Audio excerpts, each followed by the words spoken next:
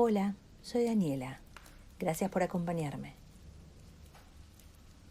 Ernst Theodor Amadeus Hoffmann, quien adoptó el nombre de Amadeus en honor a Mozart, fue un escritor, jurista, dibujante y caricaturista, pintor, cantante y compositor musical prusiano, que participó activamente en el movimiento romántico de la literatura alemana.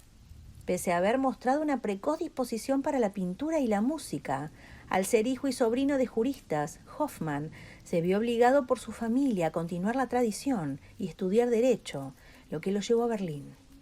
Allí fue nombrado auditor y ocupó un puesto en el Tribunal de Varsovia, donde ya con 30 años se replanteó su vida y retomó su vocación artística primeriza, viviendo una época de intensa actividad en este campo.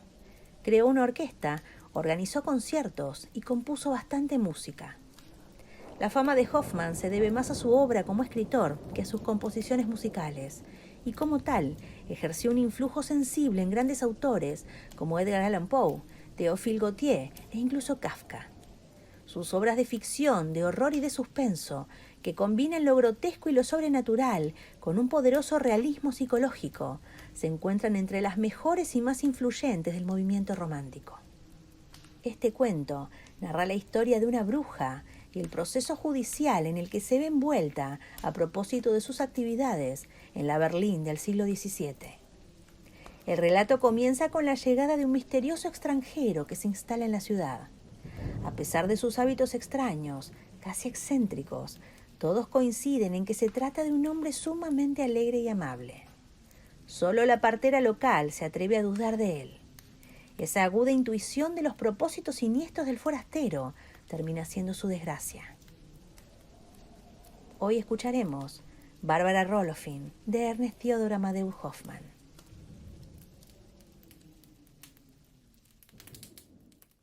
En el año 1551, vióse paseando por las calles de Berlín, a la hora del atardecer y durante la noche, a un hombre de buen aspecto y noble continente, con un jubón guarnecido de martas sibelinas, calzones muy anchos y zapatos abiertos, la cabeza cubierta con una amplia gorra de terciopelo con pluma roja.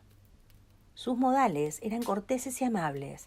Saludaba caballerosamente a todo el mundo, con preferencia a las señoras y señoritas, a las que se dirigía amablemente con floridos discursos. «Señora», decía a las damas encopetadas, «dignaos dar órdenes a vuestro humilde servidor y confiarle vuestros deseos para que al punto pueda ponerse a vuestro servicio». Luego, dirigiéndose a las jóvenes, decía, «El cielo os dé un marido digno de vuestra belleza y virtudes».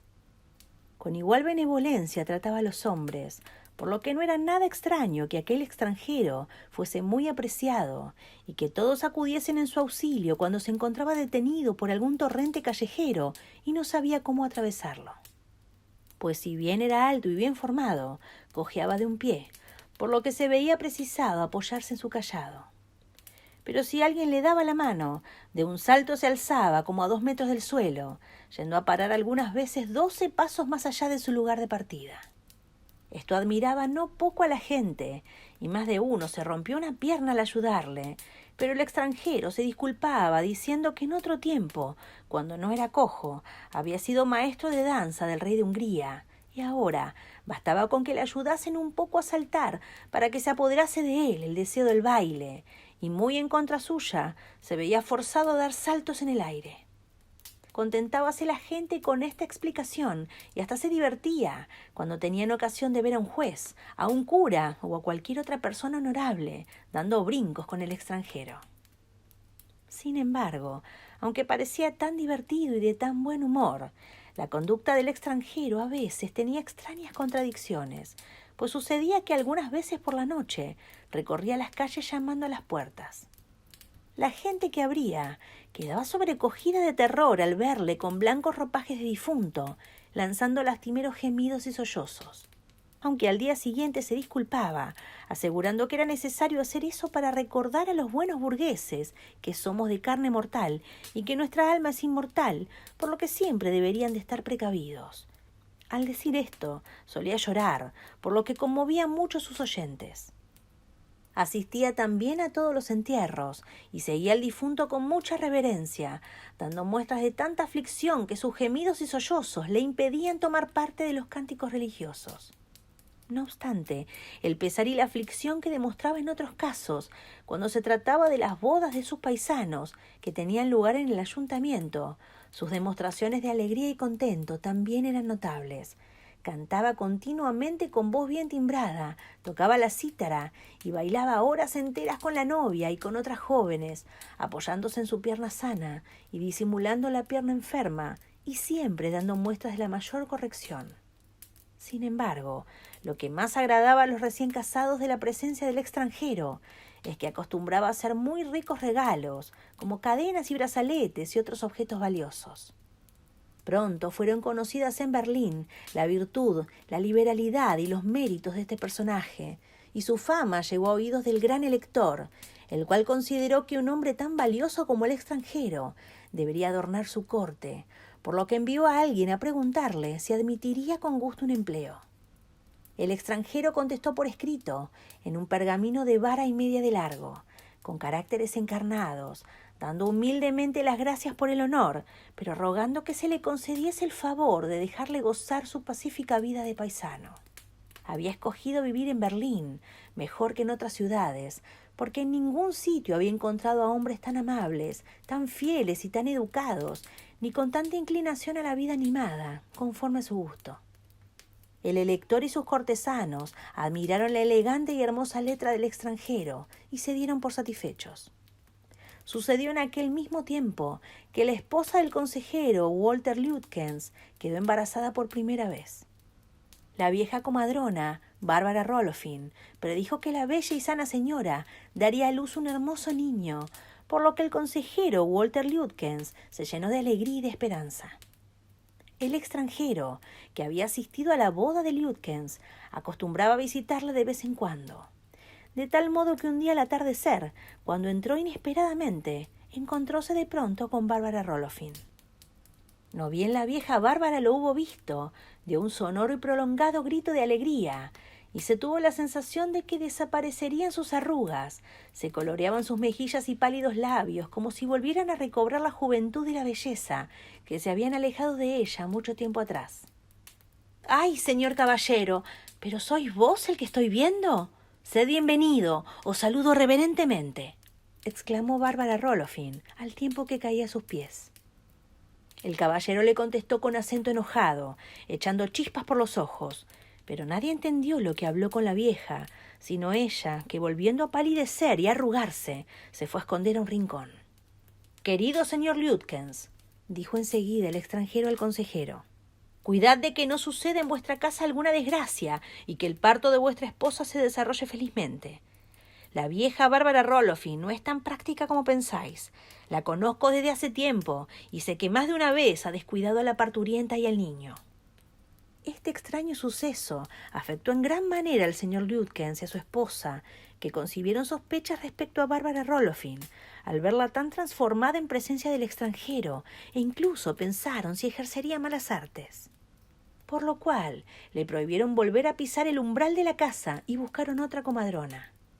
Este modo de obrar encolerizó mucho a la vieja Bárbara Rolofin, que dijo que el señor Lütgens y su esposa se arrepentirían amargamente de la injusticia que le hacían.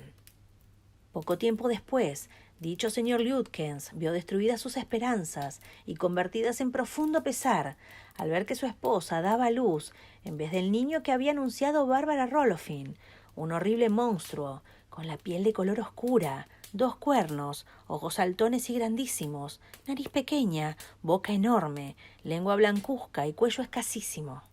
La cabeza quedaba entre los hombros, el cuerpo era hinchado y rugoso, los brazos apenas si llegaban a sus riñones y tenía muslos largos y flacos.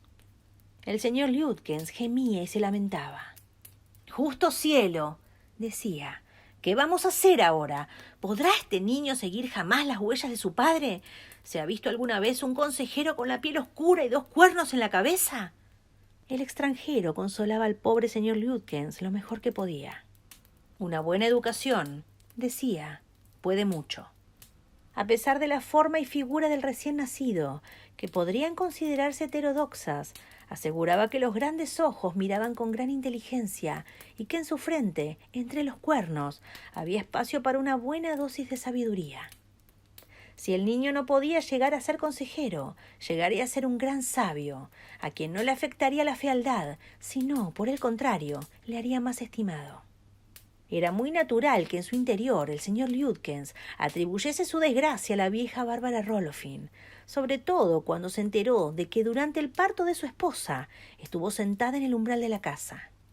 Además, la señora Liudkens le aseguraba, llorando, que durante los dolores siempre había tenido presente el odioso rostro de Bárbara Rolofin, sin poder librarse de esta visión.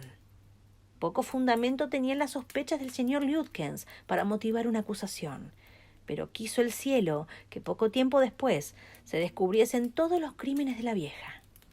Sucedió que pasados algunos días, a eso del mediodía, se desencadenó una tormenta, acompañada de un viento tempestuoso.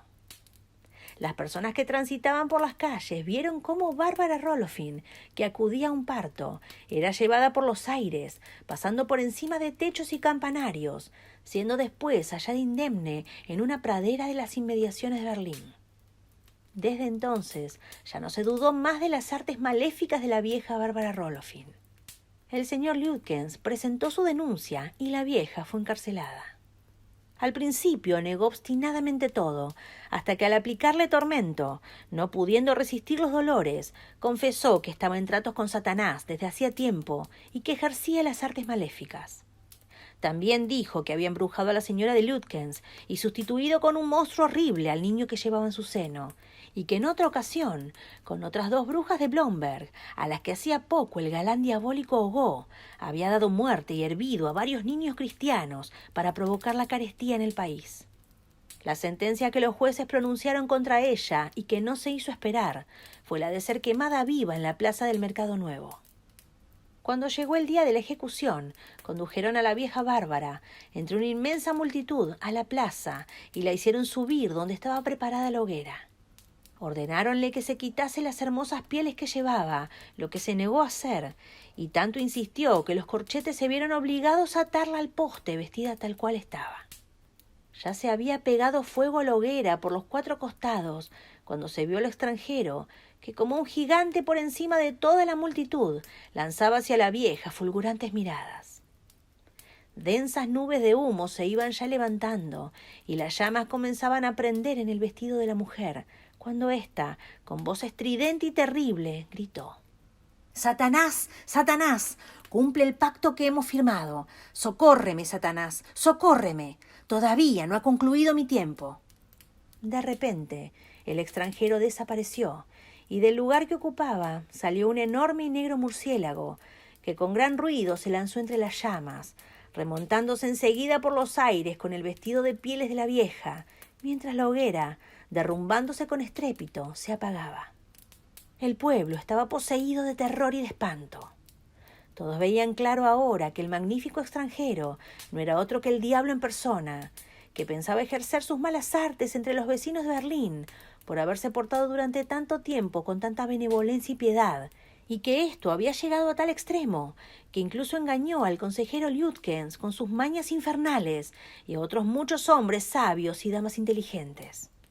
Tan grande es el poder del demonio que solo la gracia divina puede protegernos de sus malignos lazos.